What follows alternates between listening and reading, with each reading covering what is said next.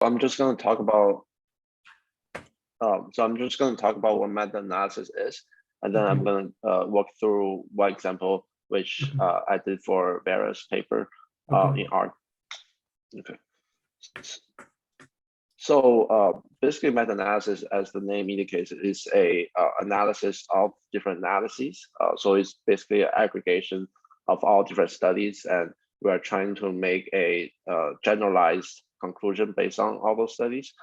So we know that sometimes studies can have conflicting conclusions, results, and we're just trying to generalize all those results and come up with a statistical significant conclusion that can explain them all.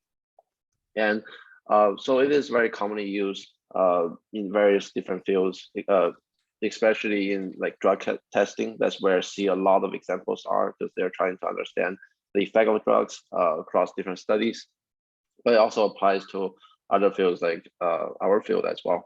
We're trying to understand the microplastic concentration, the difference between the concentration in effluent and influent. And again, we're just trying to develop a generalized understanding of the effect size and the variation between different groups within the studies. So it's great to know when to use meta-analysis.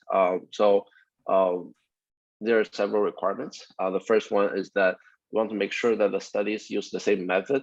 If the methods are different, they're going to yield very different results, and therefore doesn't make our study valid in the first place. So we definitely want to make sure that the studies we choose, they use the same sampling methods. That's one example. They're trying to understand the same object, so objectives have to be the same. But there can be some wiggle room in that, but we want to make sure that the studies are as similar as possible. So they also have to ask the same research questions.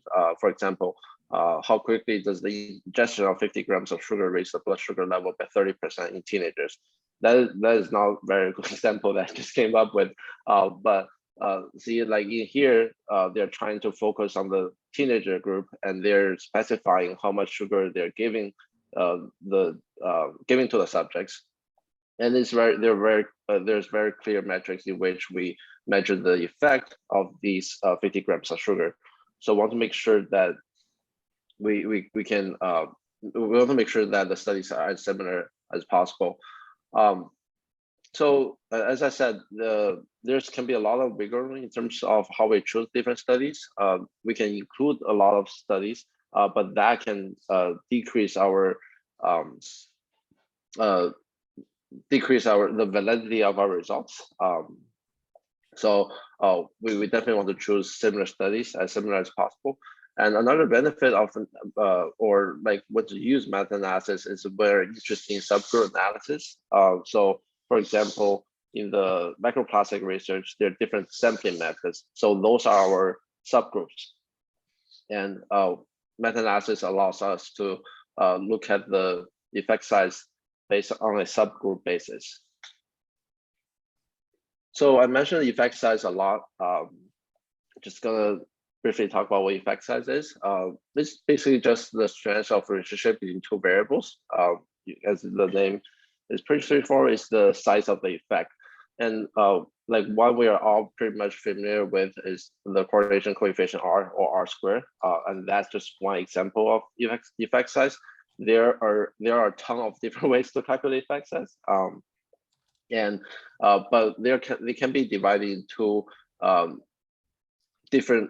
various different groups. R is concerned with correlation, and the method I use, Hedges G, in this study is based on the difference between two samples, and that is preferred when the sample size is pretty small, because for some subgroup studies we don't have a lot of studies. The number of studies is pretty small, so we chose Hedges G. But when we calculate effect size, or when we do meta-analysis, there are two different assumptions we can make. The first one is fixed effects model, in which we just assumes that there's no source of variation except for the error. So it usually applies to something that we can repeat in a very strict manner, like drug testing, because they can control all the variables pretty well, and just use different drugs or placebos as a um, independent variable. But a lot of other times, random effect is more common because there are just too many things we can control. For example, in a survey study or in microplastic research, there's just too many things going on within each study that we can account for the differences. So, so those are the differences between fixed effects and random effects. All right, so I'm going to talk about the steps to do meta-analysis. Then I'm going to go through an example. So basically, the first step I'm going to take is to select the desirable studies. As I said, I want to make sure that the studies are as similar as possible. They're measuring the same metric. They're using the same metric. And the second step is to calculate the effect size based on each study. And there are different ways to calculate effect size, as I mentioned, and we want to select the most proper one. The reason why I use heterogeneity, as I said, is because our sample size is pretty small, but there are a lot of different other ways. And the third step, like as a second part to the second step, is that we want to plug all the effect size into a meta-analysis model.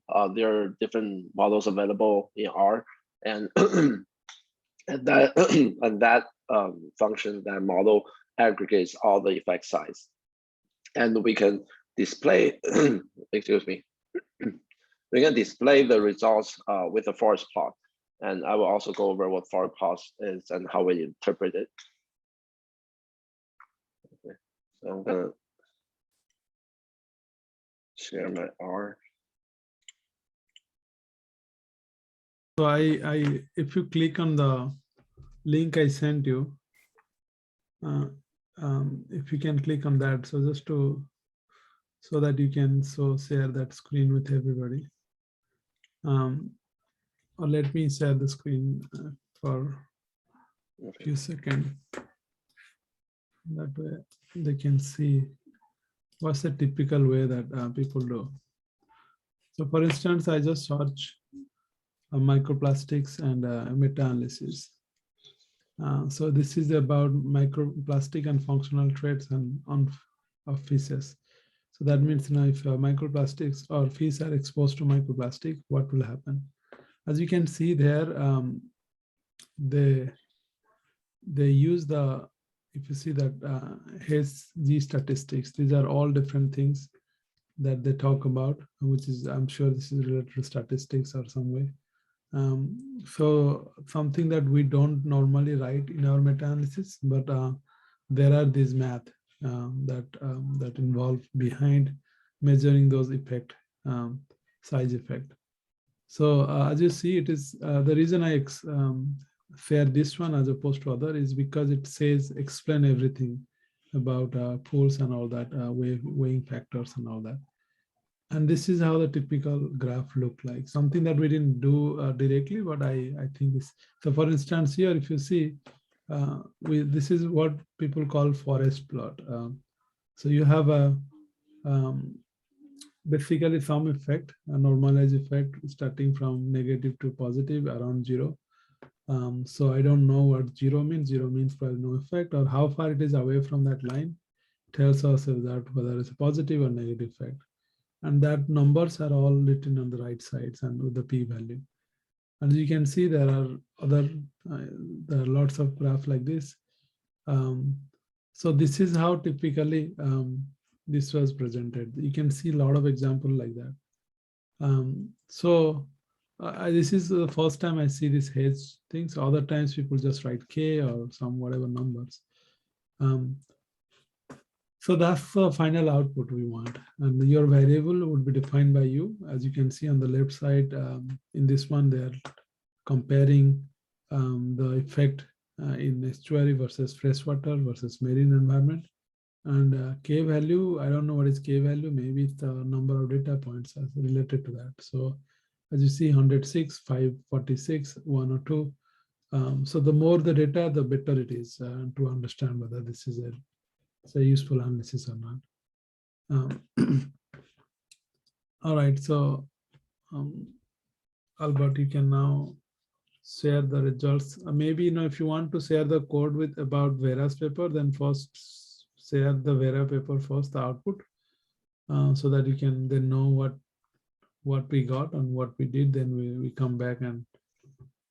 Sure. So for Vera's paper, basically we look at different effect size based on different variation in their sampling approach. So one variation in their sampling approach is, let me share this one, is different filter size they use to get the microplastic. And again, this is a forest plot. And so you can see on the left, different groups represent different filter size. We have 0 to 5 micrometers and etc. So and we have different. One question before you go, because I just saw the other graph and then we put it here, a graph which has individual references as opposed to. So what, if I understand correctly, in the previous paper they didn't really show all different individual references that goes into that one figure, but here Right. what, so that means the blue one is a cumulative data, or the. That's the pooled random effects based on each different I see. subgroup. So that means so I if think okay. So if you I want think to what they change did this was one, what I'm saying is if you want to change this one to the other figure, how do you do that? So that's the I think one. we just extract the I see. Just the wait, blue I one think and then okay. I think what they did is that they extract the total, like the overall random effects based on different in filter I size, see. which is the last one, and they Okay. have different like effects model based on different Okay. sampling methods, like differences. Okay. Okay, I see. So so as you can see, like what we have here, which is a 95% confidence interval, is basically our effect size, and most of them show a positive effect, because that makes sense, because we see higher concentration in microplastic in effluent than in effluent. And there are a couple of terminologies that are pretty helpful. One is heterogeneity. So the larger the I-square value is, it just means that there's larger variation between the studies that's due to heterogeneity than due to error. So as you can see that for filter size from 0 to 5 micrometers, our heterogeneity score is 88%, but that is only 53% for filter size 11 to 25. And we can make the conclusion that using the filter size 11 to 25 micrometers produce less variation in the results compared to using 0 to 5 micrometer filters. So that's Albert, so you want the heterogeneity to be smaller. Usually that's a better. Right. If it's smaller, okay. Right. That means we're yielding consistent results. Okay, I see. Yeah, and this tau square value is also a different measurement of heterogeneity. The larger the tau square is, it just means there's larger variation between different studies within the same subgroup. So you can see that here we have about 4.05, but here that decreases to 1.6. Again, we see a smaller variation in filter size between 11 to 25 micrometers. And we always have this pooled results at the end. So this just put all the studies on top, and then it also yields a heterogeneity score and tau square score. And you can see that how they calculate this random effects model is based on different weights. You can see, and that is largely due to difference in sample size. So they prefer studies with larger sample size, which are, they can be statistically, like it's very helpful because their sample size is larger, so we can, make better estimates. So this is a weighted way to calculate random effect model. And then we also have this prediction interval. Usually prediction interval is larger than our confidence interval, just because we're like basically making the conclusion that the next data point the next study is going to have a effect size between negative 0.9 and 4.96. But we can still see here that for random effects model, our confidence interval doesn't include 0. It's actually well above 0, which just means that we are, across all these different studies, we are seeing a positive difference between the concentration of microplastics in between effluent and influent. Basically, the concentration in influent is higher than that of the effluent. Okay, and I'm gonna go over how we implement that. So, actually, yep. Just one quick question: if you could come back to that figure, what does the -5, 0, and 5 actually means? Like, why is everything? I understand that it's kind of like a bar graph showing a variability, but why is it like between 0 and 5 and not between -5 and 0? Like, what does that scale mean? Oh, which one? The main scale is very bottom. There is -5, 0, and 5. Okay, so that's just the normalized effect size. Minus means that we are seeing negative difference, which just means the concentration in effluent is higher than influent, and positive just means the concentration in influent is higher than in effluent. It's just a measurement of the different effect sizes. All right, thank you. No problem. So let me go back to R. And I would say that to implement meta-analysis in R, it's not that difficult. It's actually pretty easy, I would say. But it does take a lot of data cleaning. That's the main task. It's not making the plots or doing analysis itself, but data cleaning, making sure that we're inputting the right data into the function. So I use this package called Meta.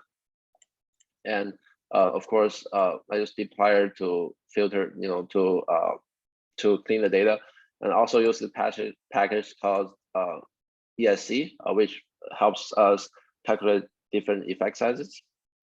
So, so here I just reading the data, and here I basically determine what studies I want to select. So I want to make sure that the data points are there. It's not missing, right? We have both influent and effluent data available within the same study, because a lot of studies only did influent or they only did effluent. And if that's the case, we can't really compare for the difference. So we want to make sure that both data points are there.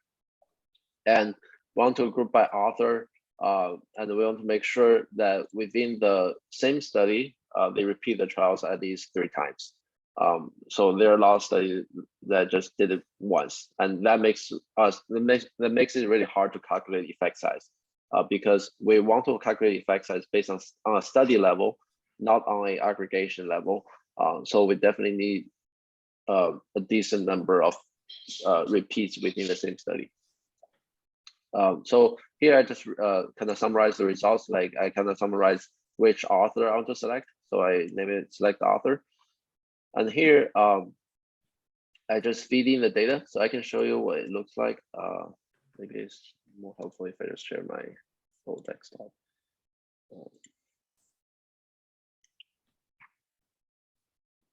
So here is our raw data table.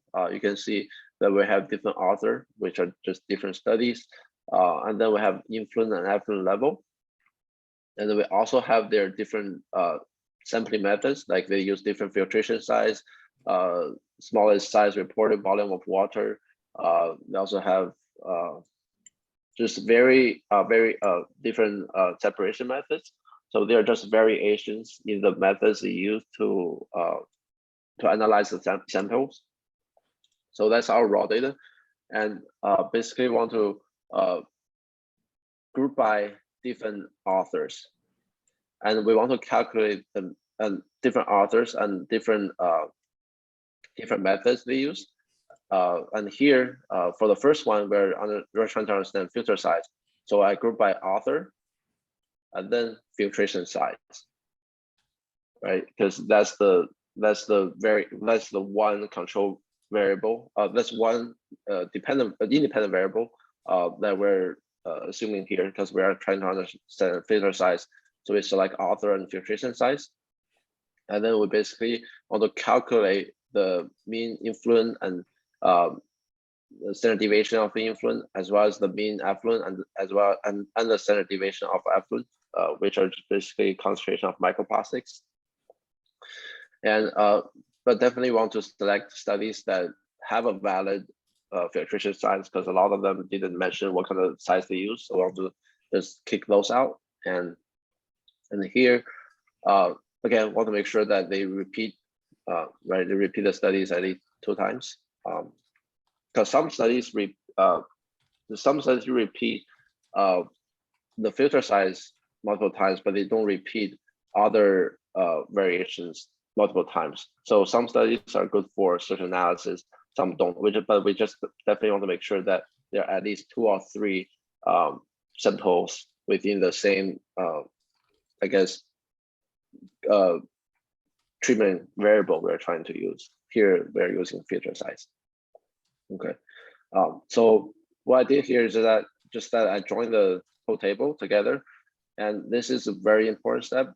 This is a function that we got from the ESC package, and we're basically inputting the mean of the first group, which is influent mean, and standard deviation of the first group.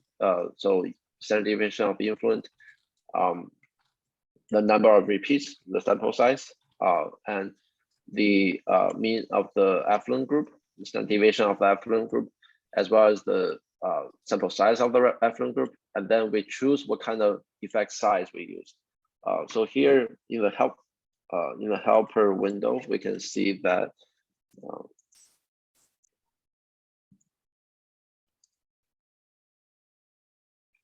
they have different ways to calculate effect size.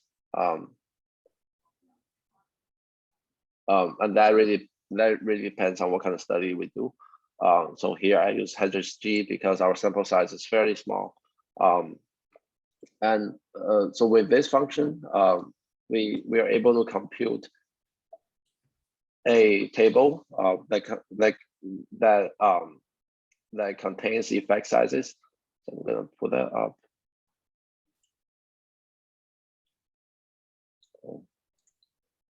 Actually, I can just show this one.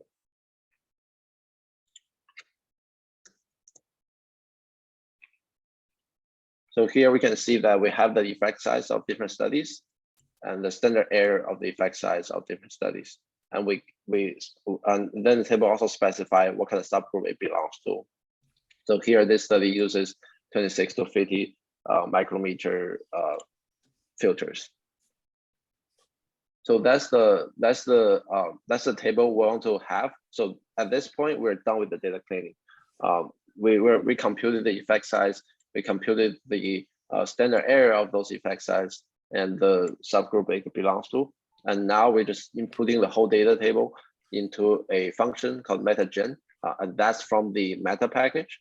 So calculating effect size came from the ESC package, but meta-analysis, we use MetaGen Meta package, and this is a function to process to start meta-analysis.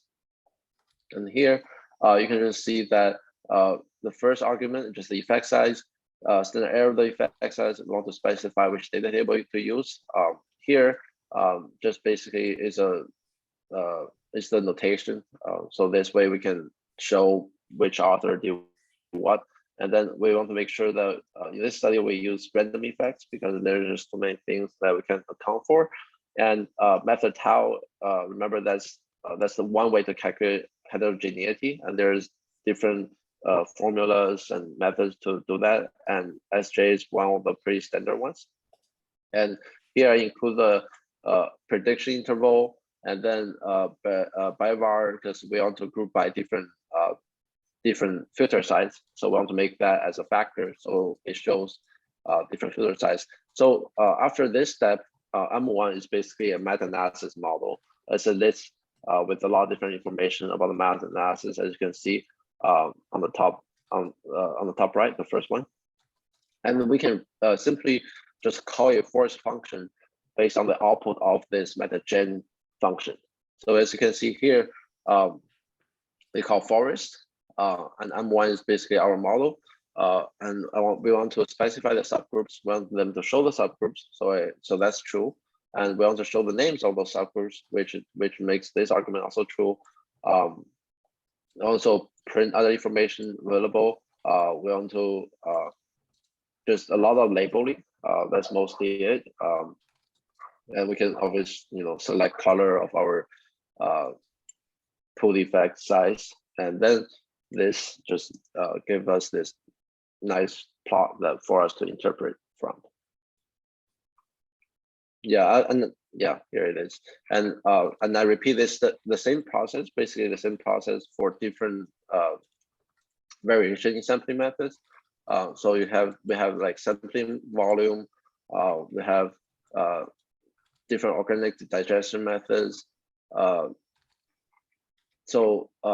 solution used, but that's one example. So we repeat the same process for all the other variation sampling methods, and that's pretty much it. And I would say that the most difficult part is definitely data cleaning, because as you can see that it really takes 2 lines or 3 lines of code to do the math analysis itself, but it does take some work to clean the data and calculate the effect size so that we can put it through the MetaGen function. Thanks. Yeah, no problem. So Albert, because I keep hearing clean the data, walk us through the process. How do you see a data which is need to be clean, or what you do when you clean the data? Yeah, so definitely so for a lot of studies, they don't have both, they didn't contain both effluent and effluent. So that if they're missing one of them, we're just definitely cleaning them out because we can compare the the difference. So we're just filtering out those. And if there are studies that only did it once, they don't have repeat. We also don't want to consider those as well because their sample size is just too small. So definitely want to keep those out. And specific to each subgroup, if their methods is only repeated once, we also want to exclude those studies, not on a study level, but on a method level, right? Because they only did it once. So I would say that it really, the sample size really matters in this case. And that's the biggest reason why we exclude some of the studies. So I think, on that, obviously, on what basis we are going to exclude it depends on what type of analysis we are doing. Right. So that will be very subjective to the type of data we collected. Right. That's right. In this case, we're trying to understand the difference. So definitely need the before and after to calculate the difference, but that can vary across different studies. Yeah. Okay. Well, I think it's a good overview, and one thing,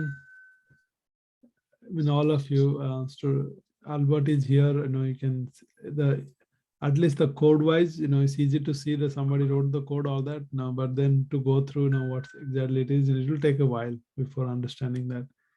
But that's coding is not the main part of the challenge. It's more about the understanding of data and thinking how you can use it, when to use it, and even you see a result. For instance, if you go to that picture, the one, the white one, yeah. So there are heterogeneity, and then also there are the next symbol is some t square. So what are those? And then p value. So can you explain those? Yeah, sure. So heterogeneity is basically just means the variation that's due to differences in models. So that's a percentage score, and tau square is the degree of variation between different studies within the same subgroup. So that's another measurement of variation. The larger it is, the larger the variation. So you want that tau square to be as small as possible. Right. Yeah. And then the next one is p value less than 0.1, means between all these references, you have a statistical difference. That just means the heterogeneity is statistically significant. So Oh, that's how significant our heterogeneity is. So for example, here our heterogeneity is pretty small because we don't have a large sample size, and then they're fairly close. So that's why we have a p-value of 0.38 that doesn't allow us to reject the null hypothesis that the heterogeneity is 0. But so if you see, before you want the heterogeneity to be as small as possible, so that variation is less. Right. But at the same time, when it becomes very less variable, then the p-value is increasing. So do you think, is there any place where you would expect heterogeneity to be small as well as the p-value to be less than? No, because that's just a measurement of heterogeneity. So the larger the heterogeneity is, the smaller the p-value is. Because in that case, because in that case we can reject the null that heterogeneity is 0. Okay. But on the other hand, the smaller the heterogeneity is, the larger the p-value is. So in that case, we can't reject the null that heterogeneity is 0. So they're correlated. Okay. And what about SMD on the right side? I think that's the standard mean deviation. Okay, that's the mean value in that line. Mean. Yeah. Okay. I think that's just the mean. Because 0 to 5, and if I see the x-axis, this vary from -5 to +5, so that value is there. Okay. Right. And that range is given. So if somebody want to plot it somewhere else, they can plot using those numbers directly. Right, and I think there are different functions to plot forest plot as well. That's just one function I use, and we can always just extract all those information and make our plots on our own, make a prettier one. Okay. So yeah, we just need to extract the information if that's the case. Yeah. Okay, well, that's good. Any questions from other? I'll stop recording. Why do the different papers have different weightage? Like I see that yeah, I think it's the sample size. So if the paper has experiments repeated multiple times, the percentage weight is going to be larger. The smaller sample size, the less weight it gets. Gotcha. Okay, thank you. No problem. I'm going to stop recording.